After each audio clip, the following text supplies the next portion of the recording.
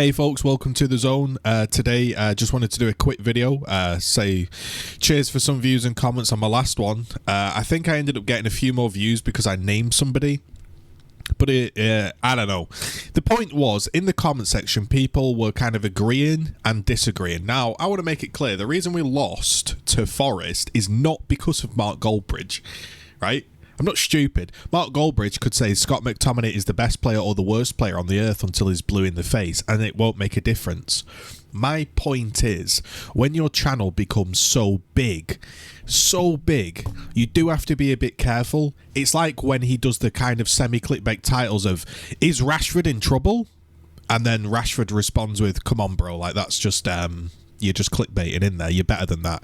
And like one of the titles of his videos was it said something like Ten Hag out, and then it said in small next to it, out of ideas. But the way the YouTube has formatted it, it just looks like he said Ten Hag out. So he does do these clickbait things, whether he likes it or not. It is true. And there's nothing wrong with that. There's nothing wrong with doing a bit of clickbaiting. I don't care. But when you've built your brand on, we don't clickbait, we're for the fans. And then he does kind of clickbait, and then he does go on TalkSport, and he does enable the old media. You have to be a bit careful. I actually like his show. I really enjoy watching him, and I have no problem with the guy. My point was this, and my point was very simple. How would you feel if I had 2 million subscribers and I said, hey everybody, let's take these vitamins, for example, these random vitamins that I'm taking, right? Wellman vitamins. Now imagine I started saying they're absolutely incredible, what a performance, absolutely insane, shout out to them, Ten Hag masterclass, Scott McTominay masterclass, shout out. You get the point, right? But it turns out 1 in 20 of them work and the rest of them make you sick. Now, yes, I'm not lying and I'm being fair. I will call out the other 19 days where they're bad and I'll praise the one day that they're good. So he has a cover in the sense of, yes, what he's doing is fair. He praises them when they're worth praising and he dislikes them when they're worth disliking. What's the problem? I just personally think you've got to be a bit smarter with your praise, because we know these players are a bunch of bottling, inconsistent morons, that they don't deserve the praise. When Scott McTominay has a good defensive performance, just say, well, I'm glad it sort of worked. Say it in your head mentally. Don't say it out loud. Now, if he has 5, 6, 7, 8 really good games, you could start to say, oh, maybe he's learnt a few things. Maybe we've turned a corner here.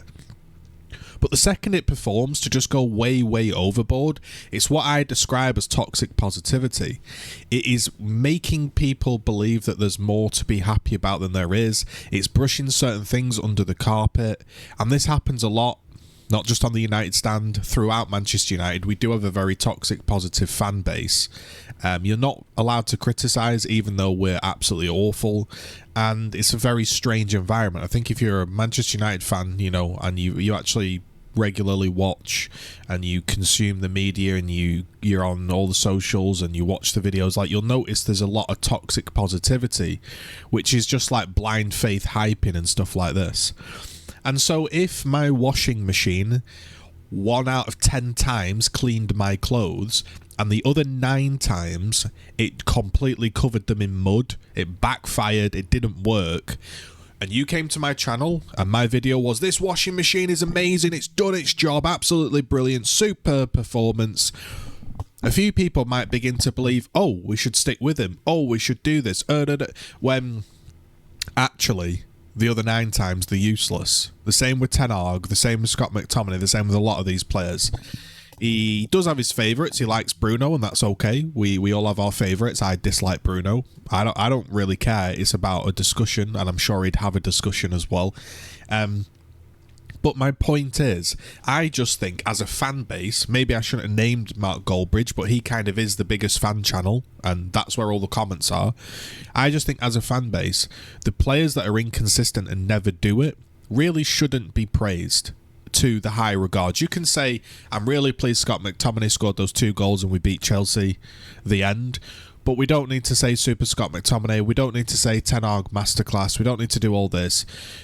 Just say it when it's deserved, and then the players might not get so overboard, because I feel like these players, man, they have one good performance, the ego gets mega inflated by the entire fan base, and then they just drop off completely. It's not our fault, by the way.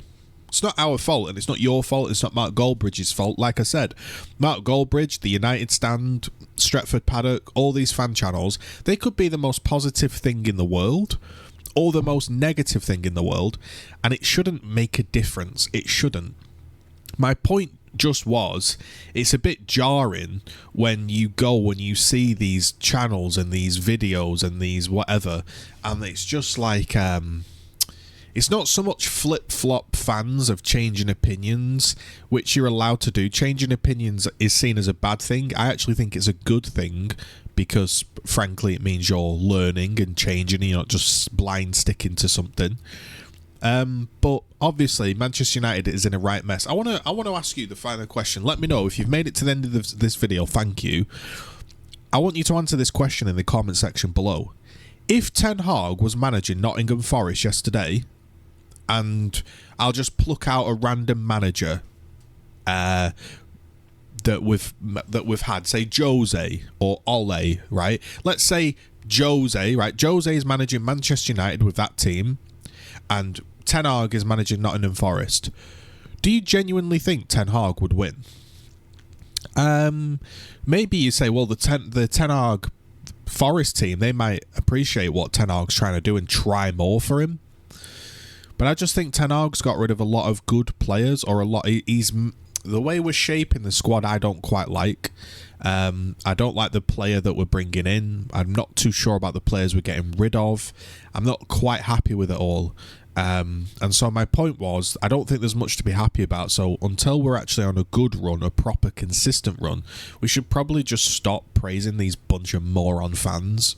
That was my point, and I think that's fairly fair.